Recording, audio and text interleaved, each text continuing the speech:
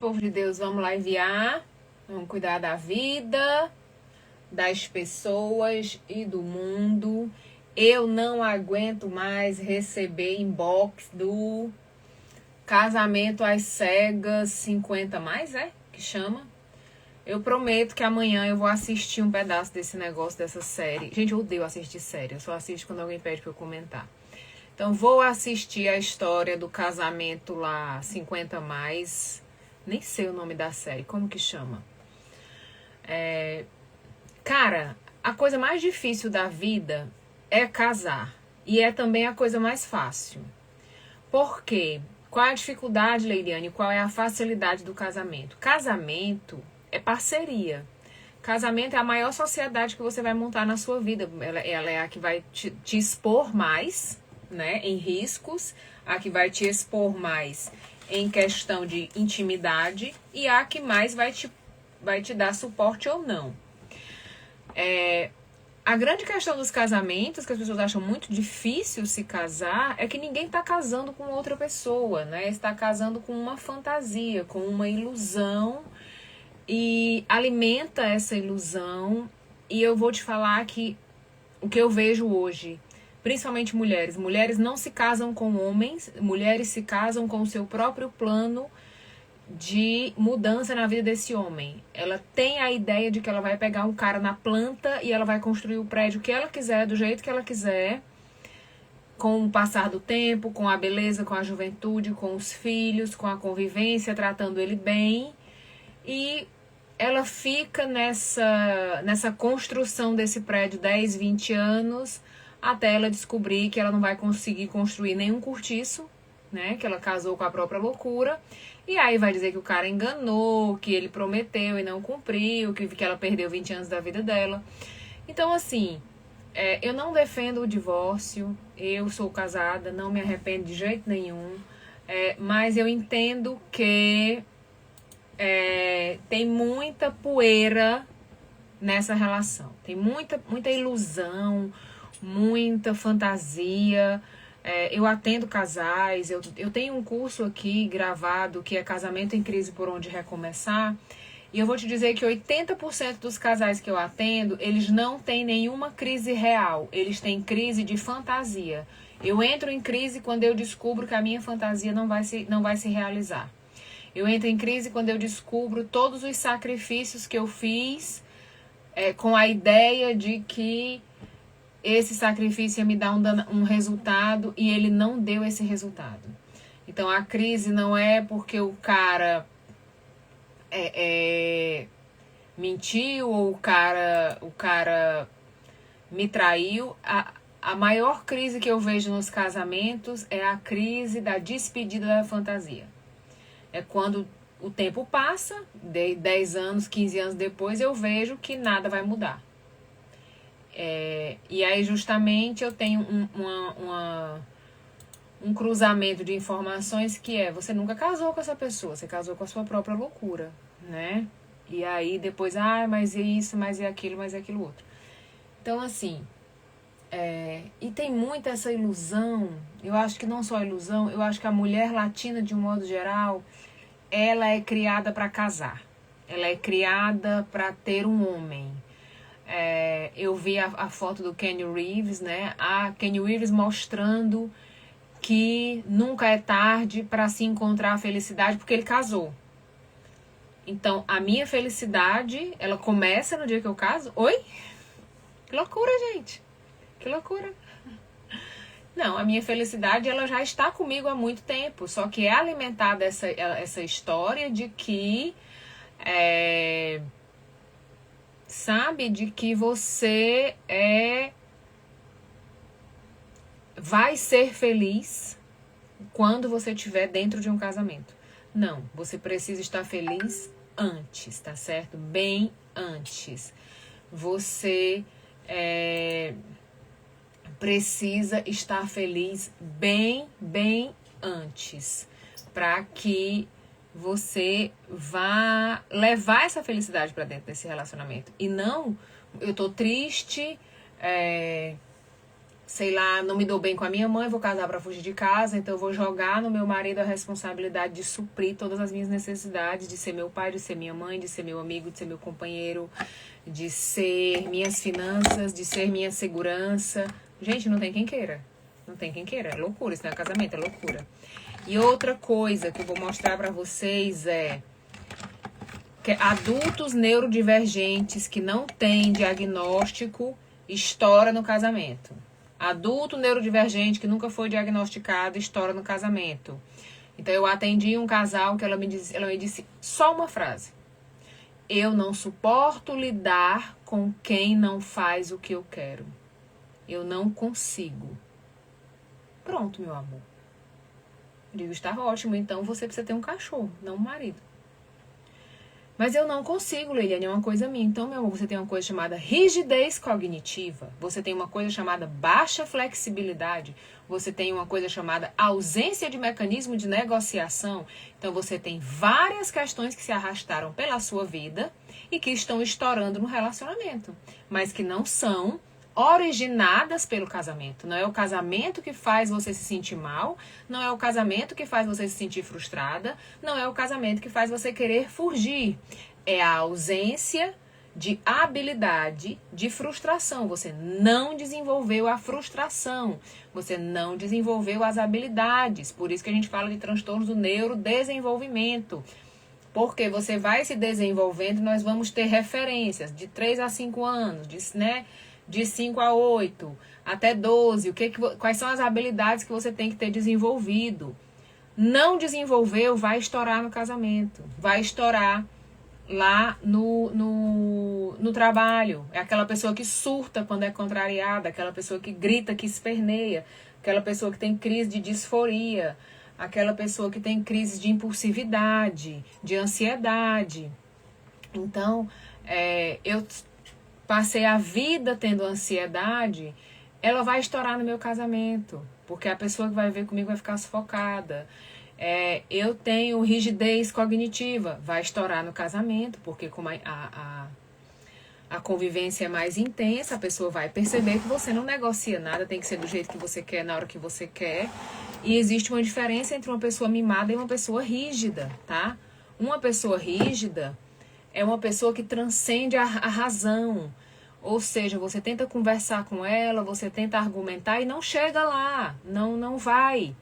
Não é uma pessoa que tem uma opinião forte, não é uma pessoa que tem um caráter forte, ou que defende as suas próprias ideias. Não, é uma pessoa que empaca. Aquela pessoa simplesmente empaca e ela começa a ter até um pouco de falta de ar. Você vê que vão faltando assim habilidades comuns que não foram desenvolvidas no longo da vida, tá? Então, hoje eu atendo muito casamento, eu inclusive já restaurei um casamento porque eu percebi que o homem era autista. Eu atendi o casamento já na fase do divórcio e aí ela me trouxe as queixas, isso. Aí eu falei, mas ele tem muitos sinais autísticos. Você já fez uma avaliação? Aí ela regalou o olho pra mim e fez: a nossa filha tem um autismo, e um autismo bem significativo. Eu falei, então a gente tem que investigar a família. Porque as queixas eram que ele come a mesma coisa, que ele tem a mesma rotina, que ele é muito isolado, que ele não me dá carinho, que ele não me dá afeto, que isso, que aquilo, outro. Eram queixas que podiam ser simplesmente de uma pessoa mais isolada ou podiam ser de neurodesenvolvimento. Eu comecei a puxar com ela algumas questões. Ela olhou pra mim e falou: Leiliane, ele é autista. Eu digo, parece. Eu não posso afirmar porque eu não tenho especialização em laudo, né? Então, mas você precisa observar. E foi então que ela percebeu que estava se separando do marido, não por falta de amor, mas porque ela não sabia lidar com a convivência com um autista e ele também não sabia que tinha autismo. Então foram fazer o chá revelação do neurodesenvolvimento com 40 anos e aí se reorganizaram. Então, tem muita coisa pra gente trabalhar quando a gente fala de relacionamento que vai além da crise, tá? Relacionamento exige bastante da gente. E assim, relacionamento é uma coisa que vai exigir maturidade. Casamento não é para adolescente. Adolescente namora, adulto casa. Se você continuar adolescente, você não suporta um casamento. Não suporta. É bem bonitinho uma mulher adolescentizada, né? Meia bobinha, ela tem uma risadinha assim. Ela tá sempre querendo meio que ir pra Disney, né? Ela tá procurando um Mickey Mouse. Mas ela não suporta um relacionamento. Porque não é todo dia que o Mickey Mouse tá disponível. Tem o dia que eu tô azeda, tem o dia que eu tô mal, tem o dia da TPM, tem o dia que o dinheiro não é suficiente. Então, várias crises se levantam quando eu vivo um relacionamento. E aí eu volto para o que eu falei antes. Se eu não tiver desenvolvido as habilidades de negociação, as habilidades de frustração, eu não consigo ter um relacionamento longo com ninguém, nem com amigos, nem com o trabalho, muito menos num casamento.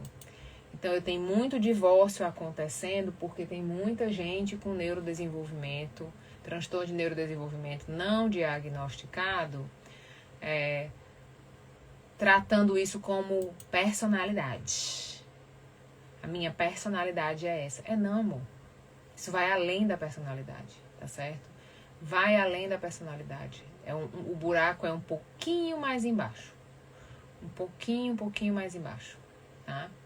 Manda aí um assuntinho pra gente assuntar. Eu gosto de assuntinho.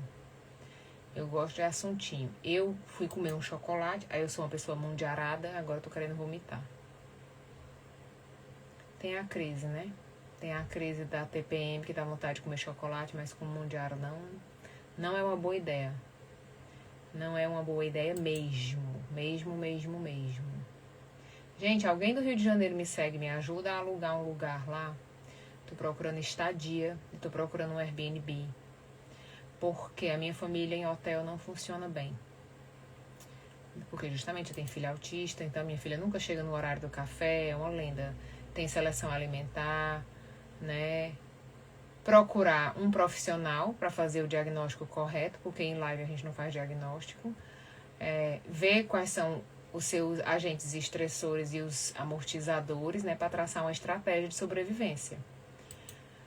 Então, a gente precisa não só ter o diagnóstico, mas tratar de ter estratégias, né? Ver quais são as minhas adaptações, quais são os meus níveis de negociação e quais são os níveis que eu não consigo mais negociar. Porque isso não vai mexer só no casamento, vai mexer na vida. Vai mexer na vida, tá certo?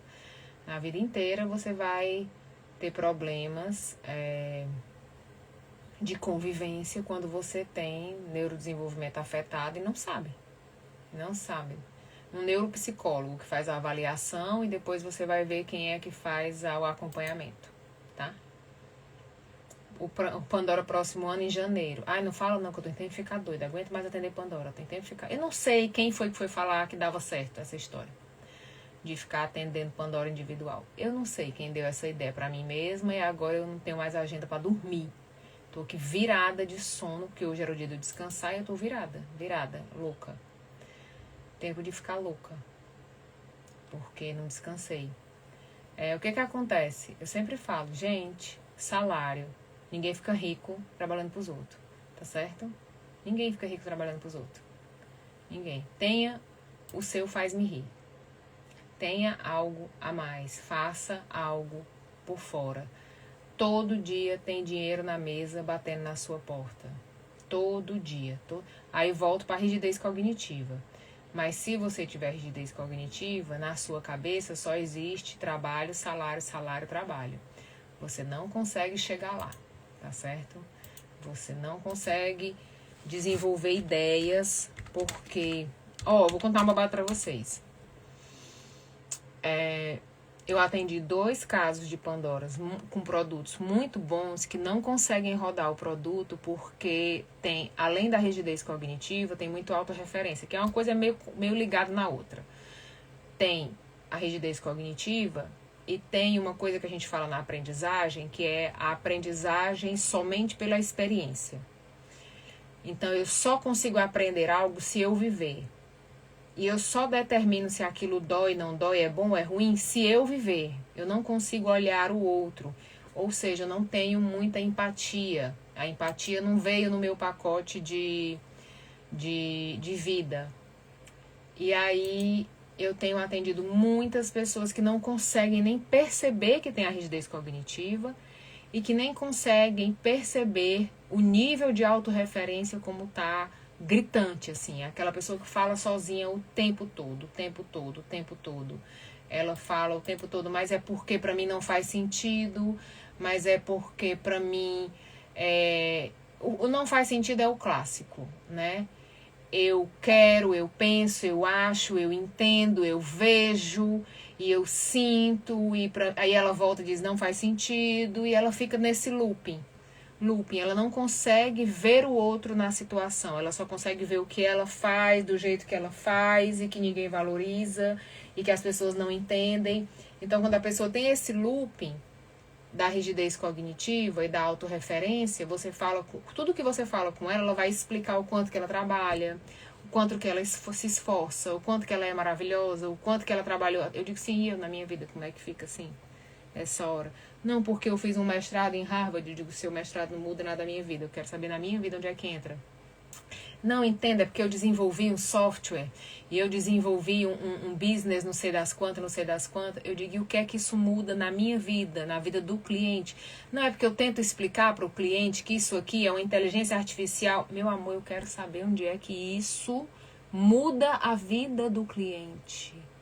Não, mas é porque o cliente ele precisa entender. Não, ele não precisa entender. O cliente precisa de solução, de resultado. Você precisa desapegado, tanto que você está apaixonado por isso. E aí a pessoa não consegue, ela fica lá. Vai daqui uns 2 anos, quando o faz-me rir faltar e volta, e faz atendimento de novo, porque a rigidez não conseguiu deixar ele ver nada mais do que o que está muito ali, né, na autorreferência e etc. É triste, mas sabe o que eu tenho a ver com isso? Nada. Acho bonito. Acho bonito. Vou-me embora que eu vou atender a última Pandora do dia hoje, em nome de Jesus. A solução da dor. Resolva a minha vida. Não adianta nada você ficar me falando o que você fez ou deixou de fazer. Ai, não é porque o processo é muito importante, porque o cliente... Cara, o cliente não tá nem aí se tu demorou 1 dia, 2 ou 10 para desenvolver o que tu tá fazendo, o que tu vai entregar para ele. O que ele quer saber é se isso traz alguma coisa pra minha vida. Não traz, roda, não enche o saco, vai embora. Pronto. Onde é que a minha vida entra aí? Não entra? Então pronto, você tá falando sozinho, você não montou nada. Você não montou um produto, você montou somente a sua loucura. Tá? Tem muito produto que não é produto. Tem muito produto chegando pra mim que não é produto. Que é o meu propósito, é o meu legado, é a minha história, é a minha missão de vida. Ótimo, é só sua, não é minha. Por isso que a gente não consegue se organizar, porque você tá na sua história, não na minha. Na minha história, isso aí passou, foi longe. E aí quem compra sou eu, não é você. Então fica difícil a gente trabalhar, né? Vambora, cheiro!